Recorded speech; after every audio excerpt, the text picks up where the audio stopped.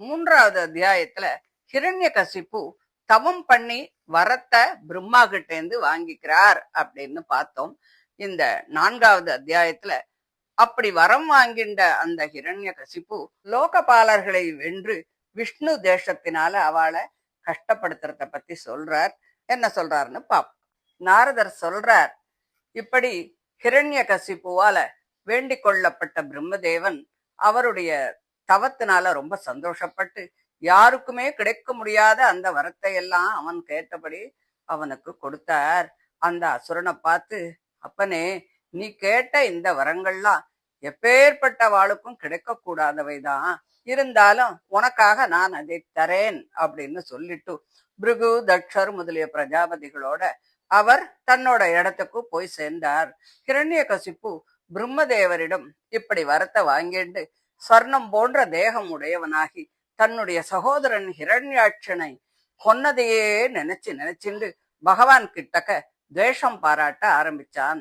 அந்த மகா அசுரன் 3 லோகத்தையும் தேவர், அசுரர், மனுஷ சிரேஷ்டர்கள், கந்தர்வர், கருடர், உரகர், சித்தர், சாரணர், வித்யாதரர், ரிஷிகள், பித்ருக்கள், முனிவர், யட்சர், ராட்சசர், பிசாச்சர், பிரேதர், பூதபதிகள் ஆகிய எல்லோரையும் ஜெயிச்சு தன்னோட வசப்படுத்தினுட்டான்.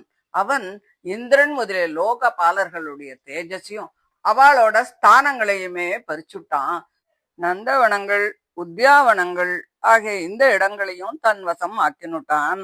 சொர்க்கலோகத்துல இந்திரனுடைய பவனத்துல வாசம் பண்ண ஆரம்பிச்சான். அந்த இந்திர பவனத்துல படிக்கட்டுகள் எல்லாம் பவழத்தால இழைச்சு அவ்வளவு அழகா இருக்கும். தரையெல்லாம் இந்திர நீல ரத்தனங்கள், சுவர்லெல்லாம் ஸ்படிக ரத்தனமயம், கம்பளங்கள் எல்லாம் வைடூரிய மணிகளால பண்ணப்பட்டிருக்கும், அவ்வளவு அழகா இருக்கும். பத்மராக ரத்தனமயமான ஆசனங்களும் பால் நுரை போல வெளுத்த முத்துச்சரங்கள் தொங்க விடப்பட்ட பஞ்ச சயனங்களும் இருக்கும். அங்க அழகான பற்களை உடைய தெய்வ பெண்கள் சிலம்பு தண்டைகளால சப்தத்தை ஏற்படுத்திண்டு அங்கேயும் எங்கேயுமா உலாவிண்டு ரத்தனமயமாக இருக்கக்கூடிய அந்த தூண்கள்ல தன்னோட அழகிய முகத்தை பார்த்துக்கிறா. மகாபலிஷ்டனும் நினைச்சத்த நடத்துற மன உறுதியோடு லோகத்தை எல்லாம் ஜெயிச்சு தானே அரசனாக இருந்துண்டு அவனுடைய ஆணைய யாருமே மீற முடியாம இருந்துண்டு அந்த ஹிரண்யகசிப்பு தேவாதிகளால் கூட வணங்கப்பட்டு தேவேந்திர பவனத்துல ரொம்ப மகிழ்ச்சியா இருந்துருந்தான். யுதிஷ்டிரா, தவ மகிமை, தேக பலம், இந்திரிய பலம் எல்லாம் அமைஞ்ச அந்த அசுர சிரேஷ்டனை பிரம்ம விஷ்ணு ருத்ரர்களாகிய மூவரை தவிர பாக்கி எல்லோருமே கையில உபகாரங்களை வச்சுண்டு பணிஞ்சுண்டுதான் இருந்தா. தன் பலத்தினால மகேந்திரனுடைய சிம்ஹாசனத்தையும் கைப்பற்றி அதுல உட்கார்ந்துட்டு இருக்கிற அந்த அசுரனை விஸ்வாவசுவும் தும்புருவும் கந்தர்வர்களும் சித்தர்களும் ரிஷிகளும் வித்யாதரர்களும் அப்சர ஸ்திரீகளும் அடிக்கடி சோஸ்திரம் பண்ணிட்டு இருந்தா. வர்ணாசிரம தர்மங்கள்ல நிலை நின்றுருக்கிற பிராமணர்கள் முதலிய எல்லோரும் தட்சிணைகள்லாம் அதிகமா கிடைச்சதால அவனையே ஆராதிக்க ஆரம்பிச்சா. அவனும் ஹவிர்பாகங்களை எல்லாம் அடைஞ்சான். இந்த பூமண்டலம் முழுவதும் உழுது பயிரிடப்படாமல் தானே பலன்களை எல்லாம் கொடுத்துருந்தது. அவைகளெல்லாம் அப்படி பயந்து போச்சான். சொர்க்கமும் அவன் கேட்டதையெல்லாம் கொடுத்தது. ஆகாசமும் பல வகையான ஆச்சரியமான வஸ்துக்கள் எல்லாம் கொடுத்தது. லவண சமுத்திரம், சுரா சமுத்திரம், கிருத சமுத்திரம், இட்சு சமுத்திரம், ததி சமுத்திரம், க்ஷீர சமுத்திரம், சுத்த சமுத்திரம் ஆகிய இந்த 7 சமுத்திரங்களும் அவற்றின் பத்தினிகளான கங்கா நதிகளும் அலைகளால ரத்தனங்களை கொண்டு வந்து கொட்டித்து பர்வதங்களிலெல்லாம் எல்லா காலத்திலும் பூ, காய், பழம் முதலியவைகள் தரக்கூடிய மரங்கள், கொடிகள் எல்லாம் இருந்துட்டே இருந்தது. இந்திராதி லோக பாலர்கள் ஆண்ட போது கூட அந்தந்த ருதுக்களுக்கு தேவையானதை மட்டுமே அவைகள்லாம் கொடுத்தது. ஆனா இப்ப இந்த ஹிரண்யாட்சன் ஆட்சி வந்தப்புறம் அவைகள்லாம் எல்லா காலத்திலயுமே அவனுக்கு பயந்துண்டு எல்லாமே கொடுத்துட்டு இருந்தது. இவன் ஆளும்போது அந்த நியதியே அதுகளுக்கு இல்லாம போச்சு. இந்திரன் முதலிய சமஸ்த லோகபாலர்களுடைய அதிகாரத்தை அவன் தான் மட்டுமே கையில எடுத்துட்டு நடத்திட்டு வந்தான். இப்படி தான் மட்டுமே ராஜனாகி தன் இஷ்டப்படி இஷ்டமானத்தை எல்லாம் அனுபவிச்சுண்டு இருந்தா கூட அவனுக்கு இந்திரியங்களை ஜெயிக்க முடியாம திருப்தி இல்லாமத்தான் இருந்தான். சனகாதிகளோட சாபத்தினால அசுர ஜென்மத்தை அடைந்த அந்த ஹிரண்யகசிபு இப்படி ஐஸ்வர்யத்தால கொழுத்து போய் சாஸ்திர மார்க்கத்தை எல்லாம் கடந்து நடந்துட்டு வரும்போது ரொம்ப நாள் ஓடி போச்சு. அவனுடைய தண்டனைக்கு பயந்த லோகபாலர்கள் எல்லோரும் பகவானை போய் சரணடைஞ்சா.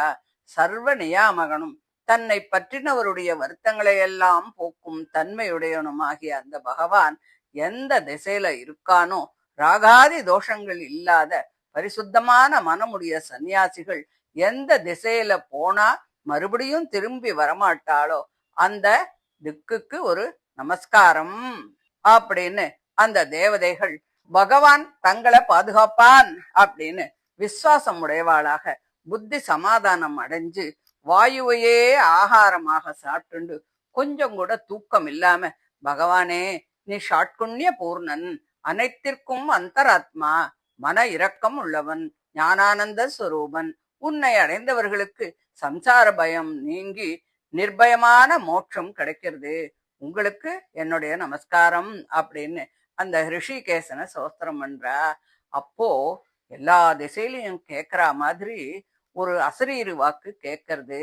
தேவசிரேஷ்டர்களே, நீங்கள் பயப்படாதீர்கள், உங்கள் எல்லோருக்கும் க்ஷேமம் ஏற்படும், என் தரிசனம் எப்பொழுதும் நன்மையைத்தான் தருமை அன்றி வீணாக போகாது.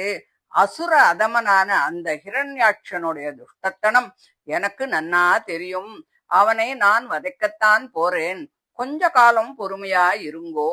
எப்போ அவனுக்கு தேவதைகள் இடத்திலும் வேதங்கள் இடத்திலும் பசுக்கள் இடத்திலும் சாதுக்களான பிராமணர்கள் இடத்திலும் தர்மத்திலும் என்னிடத்திலும் கூட துவேஷம் உண்டாக ஆரம்பிச்சுதோ அப்பவே அவன் சீக்கிரத்தில் அழிய வேண்டியதும் நிச்சயமாயிடுத்து.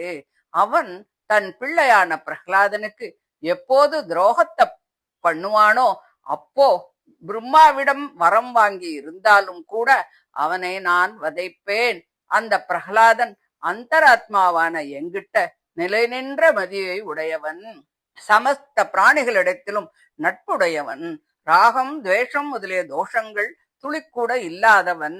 அந்த பிரகலாதனுக்கு துரோகம் பண்ணினா நான் பொறுத்துப்பேனா, உடனே வதைச்சுடுவேன் அப்படின்னு பகவான் சொல்ல அவருக்கு எல்லாரும் நமஸ்காரம் பண்ணி மனக்கவலை எல்லாம் தீர்ந்து போய் இனி அந்த அசுரன் முடிஞ்சு போயிடுவான் அப்படின்னு நினைச்சுண்டு சந்தோஷமா திரும்பி போறா. அந்த ஹிரண்ய கசிப்புவுக்கு அதுக்கப்புறம் அற்புதமா 4 பிள்ளைகள் பிறக்கிறா. பிரகலாதன், அனுகலாதன், சம்ஹ்லாதன், ஆஹ்லாதன்னு பேரு.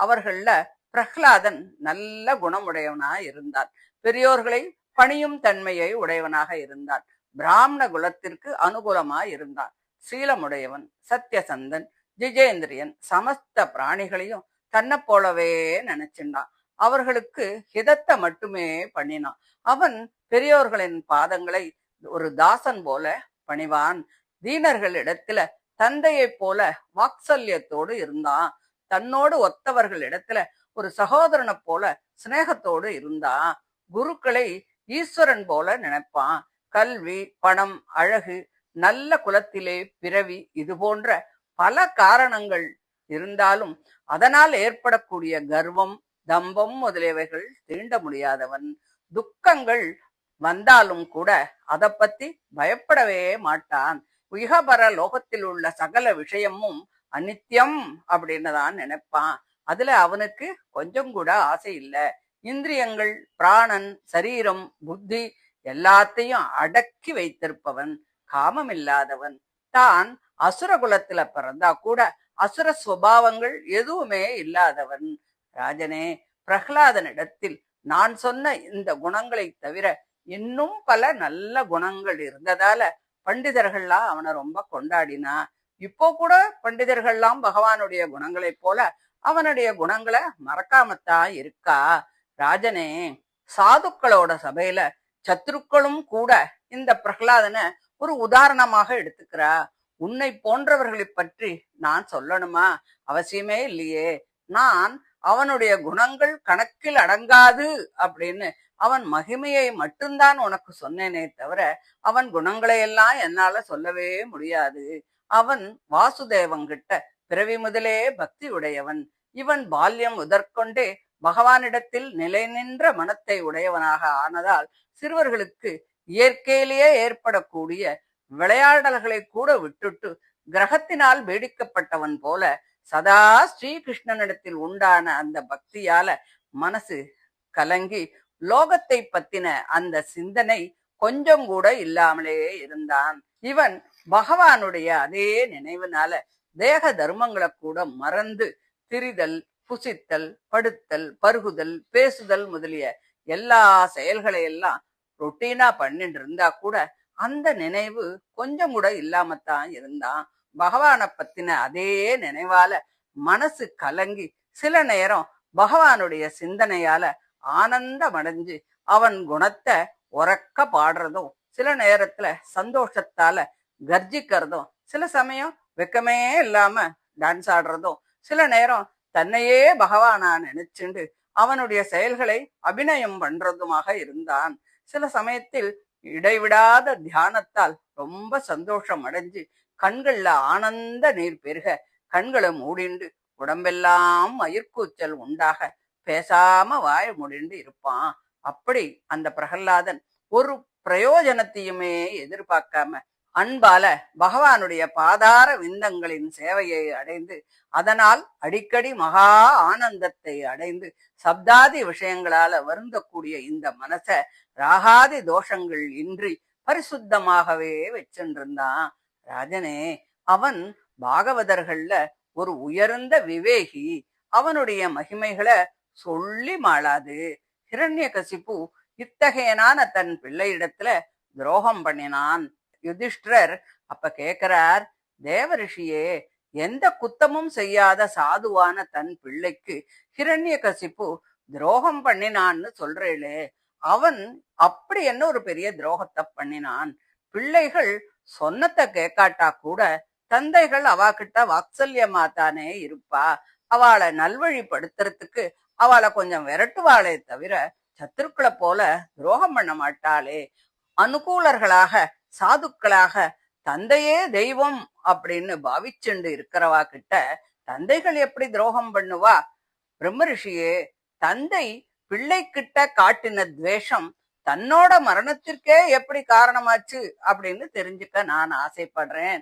அதனால எங்களுக்கு அதை பத்தி நீங்க சொல்லணும் அப்படின்னு சொல்லி கேட்கிறார் அப்படின்னு சொல்லி இந்த 4வது அத்தியாயத்தை முடிக்கிறார்.